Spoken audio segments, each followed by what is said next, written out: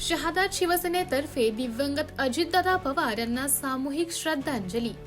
महाराष्ट्र राज्याचे उपमुख्यमंत्री अजितदादा पवार यांचे सहकारी व सारथी अकाली विमान दुर्घटनेत दुःखद निधन झाले। त्यांच्या आठवणींना उजाळा देऊन सामूहिक श्रद्धांजलीपर कार्यक्रमाचे आयोजन करण्यात आले। दिवंगत अजितदादा पवार यांच्या प्रतिमेस पुष्पांजली अर्पण करण्यात आली। शहादा नगरपालिकेचे लोकनियुक्त नगराध्यक्ष अभिजितदादा पाटील, शिवसेनेचे शहर प्रमुख जितूभाऊ जमदाडे, तालुका प्रमुख मनले जयस्वाल, महानगर प्रमुख लोटन धोबी, योगेश कोठारे तसेच रवींद्र जमादार, सतीश जव्हेरी, राष्ट्रवादी पक्षाचे राजेंद्र वाघ यांनी श्रद्धांजलीपर मनोगत व्यक्त केले। या कार्यक्रमात शिवसेना जिल्हा युवा सेना उपप्रमुख राजरत्न भिरारी, हितेंद्र वर्मा, दिनेश पवार, सुरेंद्र कुवर, गोपाल कोळी, कौस्तुभ मोरे, अभय जैन, स्वरूप लुंकड, ॲडव्होकेट लव लोहार, जयश निकम, प्रमोद अमृतकर, मनोज सोनवणे, मुर्तुजा बोहरी, अन्सार शेख, मुस्तफा बोहरी, जयसिंग ठाकरे, एकनाथ ठाकरे, जगदीश ठाकरे तसेच सामाजिक, राजकीय, व्यापारी क्षेत्रातील पदाधिकारी, नागरिक, पत्रकार बांधव मोठ्या संख्येने उपस्थित होते। MDTV न्यूज साठी तालुका प्रतिनिधी संतोष आखडमल, शहादा। मागच्या या मंगळवारी आदरणीय अजितदादांशी भेटण्याची वेळ घेतली होती। सीएम साहेबांना भेटल्यानंतर कॅबिनेटच्या मीटिंग मध्ये मी आणि आमचे सन्मित्र योगेश भाऊ चौधरी दौंडाचे नगराध्यक्ष सपत्नीक आम्ही त्याची भेट घेणार होतो। त्यांनी वेळ दिली।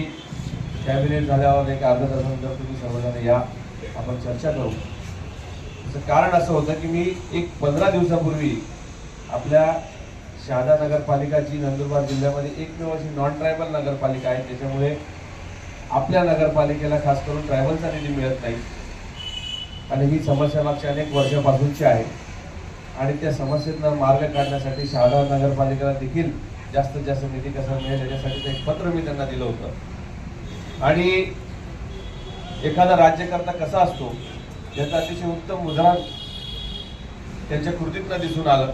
मला वाटलं होतं की माझ्या फाईलमध्ये पत्र जाईल, त्याला कोणाचा रिप्लाय येणार नाही, परंतु 3 दिवसानंतर त्यांच्या पीएचा फोन आला आणि त्यांनी सांगितलं की तुम्ही जेव्हा मुंबईला येणार तेव्हा दादांनी आपल्याला भेटण्याचा आग्रह केलेला आहे, कारण की नंदुरबारचं पालकमंत्रीपद सुद्धा काही वेळासाठी त्यांच्याकडे होतं आणि म्हणून या विषयावर चर्चा करून काय मार्ग काढता येईल अशा प्रकारच्या सूचना त्यांच्या ओएसने त्यांनी दिल्या। योगायोग असा झाला की मुंबईला मंगळवारी जाण्याचा योग आला, भेटण्याची वेळ घेतली आणि त्यांच्या कार्यालयाच्या बाहेर, त्यांच्या ऑफिसच्या बाहेर साधारण अर्धा तास बसून राहिलो। दादांची भेट होईल, आतमध्ये मीटिंग सुरू होत्या, परंतु अचानक काही कॉल आला आणि ते निघून गेले मीटिंगला। मला वाटलं आता काय भेट होत नाही, पुढच्या आठवड्यामध्ये पुन्हा वेळ घ्यावी लागेल, आणि एवढा व्याप असतो कामाचा।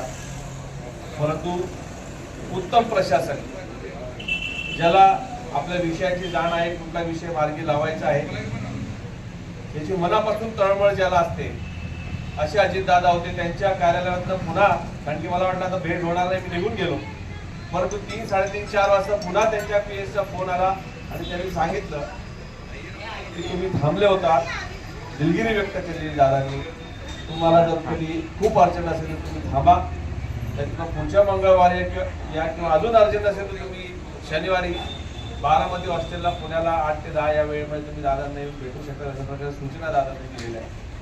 म्हणजे इतकी कामाची जाणीव, इतकी तळमळ असणारे राज्यकर्ते जेव्हा अचानक आपल्याकडे निघून जातात तेव्हा निश्चितपणाने जी खोकी निर्माण झालेली असते ती कधी न भरून निघणारी असते।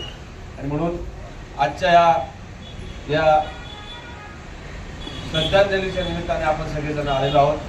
शिवसेना पक्षाच्या वतीने ही श्रद्धांजली दिली जाते। या परिसरातील सर्व लोकांच्या वतीने आदरणीय दादांना भावपूर्ण श्रद्धांजली व्यक्त करतो आणि थांबतो। धन्यवाद।